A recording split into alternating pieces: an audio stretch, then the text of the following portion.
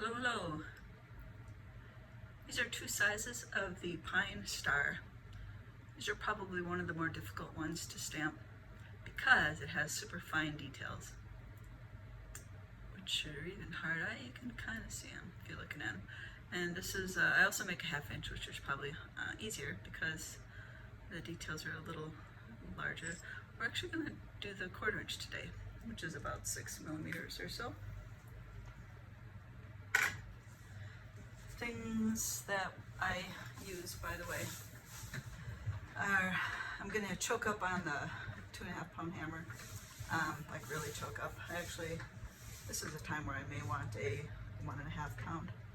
And I use a, boy, that's really used. I've got a polishing cloth. After I put the patina on, I'll hit it with that a little bit, and then I clean it up with the 3M, the blue bristle brushes. These have seen better days, but that's how I manage it. With finer details like this, you do want to have some sort of patina to really see them. I haven't stamped this one. I've never actually used it in any of my personal work. I've only done it for testing. Other things, as you've heard me say, is you need to have a super solid surface, because you start bouncing around, you've got an issue. It should be a non-bouncing solid surface. Underlayments that are really popular, probably last time I would have used just basic paper. This has seen better days as well. Craft foam is kind of a more, I'm going to try it now with craft foam. This is my go-to these days. And then with some stamps, by the way, you could use, you don't need the cat hair, a piece of leather. So let's give this a shot. I haven't done this for a little while. Let's turn your way. I am going to whack it and whack it a few times. Different, you know, as I've said before and I'll say it again, I'll kind of whack it to set an edge of it. Any protruding edge, this one has a lot of them. And then I'll slowly kind of rock it around and hitting it again. And then we'll take a look at the bottom to see what the detail is. And I've chosen a clean spot, a non-pressed spot of the craft foam. Let's set this in the corner. Oh, and by the way, this is 26 gauge copper. That's generally what I test with. It would work with thicker copper as well. And it's just dead soft. Annealed is, or excuse me, yeah, if you want to anneal it, go for it. Everyone has their preferences, and whatever works for you, it works for you. As I've said before, take what you learn, try it, and if it works, that is fabulous. All right, so I'm choking up on this guy. Still want to get a good motion here. Whack, whack, whack, whack. And it does, my stamps tend to have a little bit of bite. That's great. I'm going to take a look at the bottom. And I know, again, that I favor when I hit it. You know, it's got, unlike a blacksmith sort of thing, I don't want to be way up here because I can't really see what I'm doing. So I do a compromise from too short to too tall.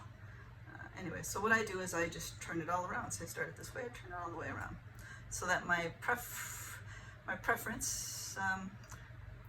favor works in my favor. Boom, boom. Hit a few times again. Taking a look at the bottom, and I'll show you that. You can see that, move my saw here. You can see that, can you see? There we go. You can see that I've got a good impression all the way around. If any part of this wasn't impressed enough, I would hammer that. So, and I'm not just gonna yank this off. I know that some people, I'm not gonna yank this off, I'm gonna work it off. And I know that some people might use this. What I usually do, since I've already got this little Delrin hammer, Delrin hammer here is I just tap it around the edge to pop it off. So there we go. Flip it off to the side, and then I'll backhammer, not on the foam, save paper. Again, the surface that you're stamping on should be smooth, because whatever is on, and I've got a few errors here. Someday I'll need to just work to smooth that off, or put another one on top. Anyways, whatever is on here will end up in your stamp impression, right? And you'll see, we know that was metalsmiths. So I'm not whacking it to get the impression, to drive the impression out again. I'm just, excuse me, whacking it to flatten out the impression. So I'm going to take a peek at that, and that looks good. And I'm actually going to take the time in this program to show you that patina is necessary really to see the details here. All right, cool. Let's do that. Quick patina, fake patina. Some people who use this as regular patina. I'm gonna do this. Just a super Magnum Sharpie. Hello. Dry it. I also, after it's dried some, that's why this paper's so black, I'll work some of the black off with the paper. It's cheap. Take this well-used polishing pad, get some more of it off. And I guess I could end with this, but boy, I'm way too tall here. I'm gonna take the blue brushes here. This is not, I normally take it up to my bench to work it, but wonder it. There's the foot photo. One Direction. Jump situation. 90 degrees. Sound effects are optional. And then straight up and down. Pretty much cleans it off. And let's take a peek at that.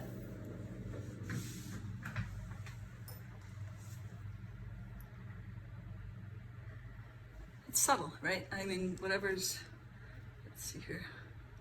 I'm going to take a regular photograph so you can see this better, but it looks good, it looks good. Oh, one more thing I was going to talk about, by the way, is that after I'm done creating these, you know, I'm creating them and then I'm sanding them in multiple grits and I'm finalizing them with a polishing cloth, and the whole while I'm doing two things to assure that there isn't a lot of dirt, soot, material in the tiny little fine lines. I'm like tapping it, not on the steel block, because you actually would ruin this on a hardened steel block, but tapping it on wood or some surface to get the debris out. And then what else I do right before I move them into the shipping areas, I'll take, and you can use a brush like this on hardened steel. It's not gonna not damage it, but I just use this to kind of brush out any little debris. You know, if you're working with metal, especially if you've annealed it, it gets a little crusty. The little crusty stuff might get up in there. So, you know, tap it and work that out. So that's all I wanted to talk about. All right, thanks for your time and your patience. Bye.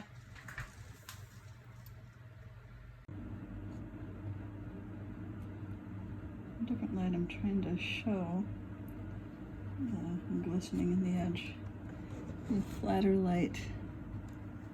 You might not see it. Oh yeah, you do.